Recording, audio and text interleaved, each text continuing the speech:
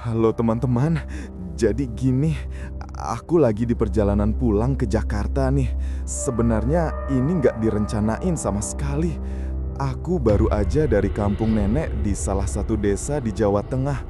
Tapi jujur ada sesuatu yang bikin aku harus cepat-cepat balik.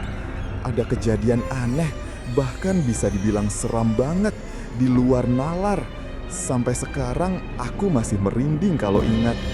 Jadi sebelum terjadi hal-hal yang gak diinginkan, aku mutusin buat langsung pulang. Bentar, saya atur nafas dulu ya. Jadi gini ceritanya. Namaku Ardan. Kali ini aku mau cerita pengalaman pribadi yang jujur sampai sekarang masih bikin aku merinding setiap kali ingat. Kejadiannya waktu aku pulang ke kampung, beberapa bulan setelah nenek meninggal dunia. Jadi ceritanya, aku diminta keluarga buat ngurus rumah peninggalan nenek yang udah lama banget kosong. Rumahnya besar, bangunannya tua, dan lokasinya agak di pinggir desa. Di sekelilingnya banyak pohon bambu dan pisang. Jadi suasananya tuh adem tapi aneh, kayak sunyi yang bukan sekadar sepi. Pas pertama kali masuk rumah itu, hawa dingin langsung nyerang.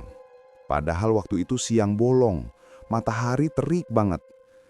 Di belakang rumah aku nemuin satu hal yang langsung bikin aku ingat masa kecil. Sumur tua yang ditutup papan kayu tebal. Dulu waktu kecil aku sering main di situ, tapi nenek selalu marah tiap aku mendekat. Katanya, jangan buka tutup sumur itu Dan, di dalamnya ada yang tinggal.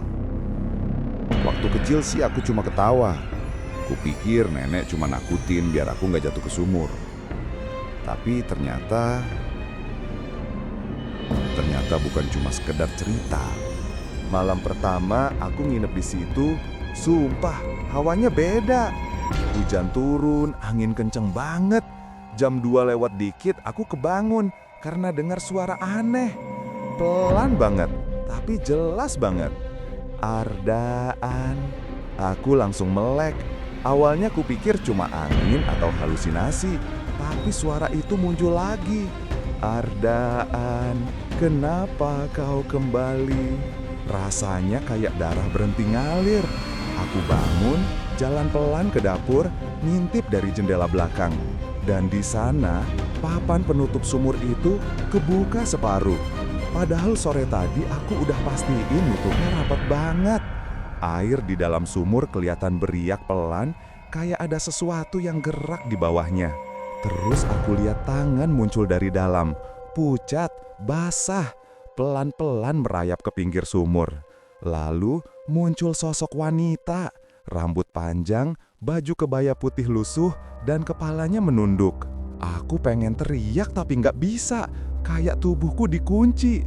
Begitu aku kedip, sosok itu hilang, tapi papan sumur masih kebuka. Besok paginya, aku langsung nyamperin Pak Sardi, tetangga sebelah rumah. Aku ceritain semuanya, dari awal sampai akhir. Wajah beliau langsung pucat, terus dia bilang pelan, "Ardan, kamu tahu nggak siapa yang dulu meninggal di sumur itu?" Aku cuma ngeleng. Pak Sardi ngelus dada dan jawab, "Itu adiknya nenekmu, dulu hilang, katanya jatuh ke sumur itu. Makanya sumur itu ditutup dan nenekmu bersumpah gak akan pernah dibuka lagi." Aku diam, serius, badanku langsung dingin. Malamnya aku coba berdoa, berharap cuma mimpi. Tapi pas jam 2 malam lewat lagi, suara itu muncul lagi. "Aku dingin, kenapa kau biarkan aku di sini?" Aku langsung nengok ke arah cermin di kamar. Cerminnya berembun, padahal jendelaku ketutup rapat. Dan dari balik embun itu, pelan-pelan muncul wajah wanita dengan rambut basah menempel di pipi. Matanya hitam, dan dia senyum ke arahku. Setelah itu, aku nggak inget apa-apa. Kayaknya aku pingsan. Sejak malam itu, aku nggak pernah berani balik ke rumah nenek. Tapi kadang pas mimpi, Aku masih suka dengar suara air sumur yang bergolak pelan. Dan samar-samar kayak ada suara perempuan nyanyi lembut. Cublak, cublak suweng. Aku nggak tahu apakah dia masih di sana atau malah udah ngikut aku pulang ke kota. Kalau kalian punya rumah lama yang ada sumur tua di belakangnya, percayalah, jangan pernah iseng buka tutupnya. Kadang yang tinggal di bawah sana belum tentu mau ditinggalkan sendirian. Jadi teman-teman, kalau kalian suatu hari nemu sumur tua di rumah lama, jangan pernah iseng buka, apalagi ngintip ke dalamnya. Karena siapa tahu yang ngintip balik bukan manusia. Sampai jumpa di cerita berikutnya, kalau kalian masih berani dengar.